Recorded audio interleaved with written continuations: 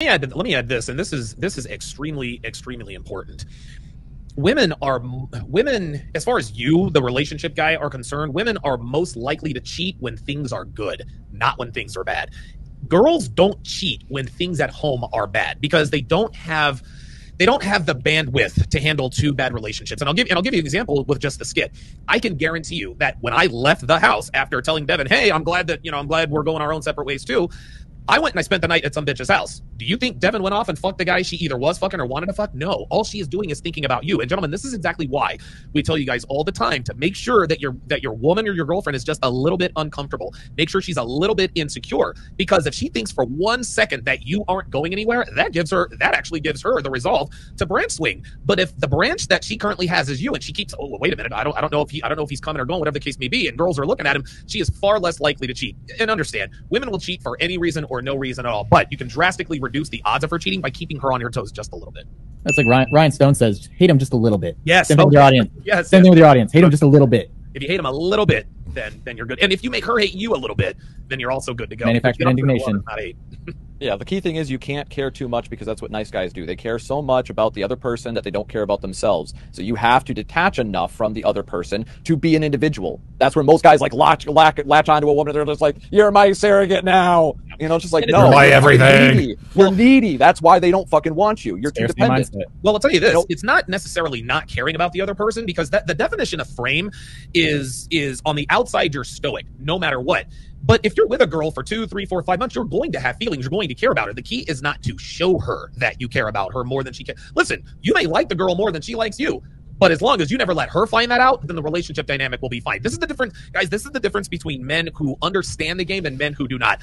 We're all human. We're not robots. We can all sit here and say, you know what? I'm just going to not care. No, you've invested time, energy, attention, and resources into this girl. It is human ontology to care about that person that you have invested in. But if you show her that you care more than she does, then she's more likely to cheat. But if on the inside you're screaming like, oh, this fucking bitch, but on the outside you're like, I couldn't give less of a damn, you're going to fare much better. Yeah, everyone is meathead red pill guy until it's their woman.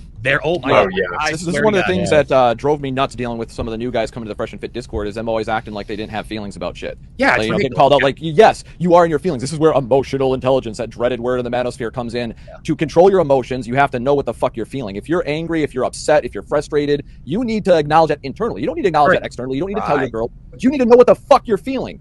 So that way you can control it. That's your job as a man. Shameless if you have no emotional control, then you're going to be disrespected by everybody, not just your girl. Like somebody wrote a few chapters. Shameless plug. It's in my book. Hey, there you go. Yeah, emotional intelligence is included. Let me talk a little bit about emotion because I'm a little bit emotional right now. I mean, I started out Friday a little bit down from the chemo, and it happens, especially wearing the radiation array. So I had to write this on there. There you go. Yeah, exactly. Okay. I'm the human Claymore now. But I want to say shout out to Offie Kingdom, Nuke, Donovan. You guys have really made this day touching to me to come on and just have a chat. Of course. Yes. And to see what the other guys are doing, getting ready for the project, it's almost overwhelming to me. So I want to thank everybody for that. But Offie Kingdom, welcome to the chat, man. Hey. My brother and a hell of a prolific writer. What a fun guy to meet up with. I hope he's at the CME and we can both make it. It would be amazing, man. Yeah, I definitely pull up to the CME. I just need to know the dates. Salute October to everybody. 24th to 27th, brother. 21st or 27th. Okay, 24th. Yeah, I'm I'm gonna look into that after this. I'll send you the address and all that. Cool. Yeah. I just wanted to tap in. I gotta actually tape a wrestling show. It's kind of cool. I'm about to interview one of my wrestling content creators for my wrestling channel. But it's one of my favorite cats that I watch, so we get to chop it up. So I'm looking forward to that. But I wanted to drop just a couple of gems. I'm gonna do 3. I wanted to first unpack what Glenn said real quick. When I first came in, that's the first thing I heard. Now, that was imperative what he said because a lot of cats, y'all be so too focused on, like, say the girl cheats on you. And then the first thing is, was it better than me? Did you suck his dick? Like shit like that. Yeah, right. What Glenn said was, if she's already like venting to other dudes, it's like the cheating ain't just the sex part. You see what I'm saying? Like that's important. When a woman starts relying on another man for leadership, you out. Just because you fucked her last night because that's your wife. But she's going to the man at work. We want to say Larry for sales. Nice, for sales, right? He the one telling her what to do. I've been in situations where I'm basically in charge of other people's relationships because a woman comes to me. So you got to understand that once she starts drifting off and shit, it's not just about like, is she fucking her? Like no, bro. Like once a woman starts looking out and investing in other people, it's just you're dying. It's dying. It's like cancer. So don't wait until you actually find the condom and shit to confront her. Like when you see these symptoms and stuff, You gotta just take mental notes and really start paying attention. The second point is what Donovan said. I preach that shit, and it's so important. See, a lot of times you don't understand that these bitches will cheat on you when the shit is good. Like you always think, like that's the obvious shit. She takes fucking 5 days to text you back. Obviously, she's not interested. You don't need to let's get a consultation to figure that shit out, right? If that's your fucking girlfriend, you ain't talked to her in a week, and all of a sudden she's busy. But at the other end, what Donovan said is a woman will fuck you, suck you, and do all of this shit and go fuck the work home, the work buddy, or the dude who he met in Vegas when she went to the Chris Brown concert. So don't just be thinking, just assuming that just because she's acting right that she's not capable of doing anything. So to counter that, like Donovan just said, you can't care that much. You can care, but it shouldn't take away. I got a bitch. I love her too, but at the same time, I cannot fuck with her also. I got 10 other things more important than her. Right. See? But just let me unpack that. That's a layer. I didn't say I like my girl. I said I love my girl. So I love her, but I still have 10 other things more important than her. That's right. That's the real shit. So, yeah. Peace out. Give me. I'll start at 12. So just give me a call maybe after 1.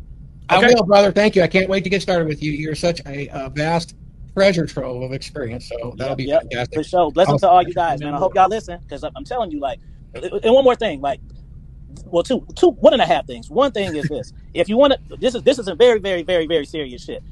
When you want to learn game and you want to learn about women, don't just learn from. You have to emulate the person who you want to be like. That's the effective shit. For instance, if you want to like go on dates and shit, don't go to me. Go to Mr. Lucario because I'm a long game person. I'm about bitches investing in shit and taking the souls, not just having one night stands and shit. You know what I'm saying? If you were into BDSM and shit like that, I'm not your guy. Thor is your guy. You know, if you're in a relationship and you want to dominate shit, Donovan's your guy. Quit just searching who got game. Okay, let me fuck with them. Like, no, bro, it's not, there's different shit. I don't say the same shit AMS says. Right. If you're trying to learn shit and you don't know it, you're gonna fuck yourself up because people have too many different principles. I can write my girl a fucking poem and it can make her cry and shit. You could go write your girl a poem and she'll think you're a fucking simp. But that style works for me because of the way that I am, the way that I talk, and the way that I deal with my shit outside of the poem. You see, I'm a writer and I can touch into bitches' trauma, so it's gonna hit her different. It's not gonna hit her as I love you, you're so great. It's gonna hit her like, look how observant and powerful I am to know all these things about you that you haven't told me. That's why she cries. Damn, see, this is pimp game right here. See, that was gonna say that segment should have been 1995, fam. That's how it goes when you know these hoes. I'm out. Come on now. All right, that is actually the essence of projecting a dominant masculine presence There you go. without saying a damn thing, and it is so absorbable and feelable by the gals. Hey, I can't quite see right there, Mike. We got some supers in there we should probably talk about and then do a mid-roll real quick. Yes, sir. Well, does this one count? Or is this an internal super chat? You pay the booty. We gotta read it first. This from Nuke, our own very own Nuke. Thanks, Thor, Missy, and Glenn. Nuke is hanging out there with Glenn and Thor. Yeah. And where did there it is. Here we go.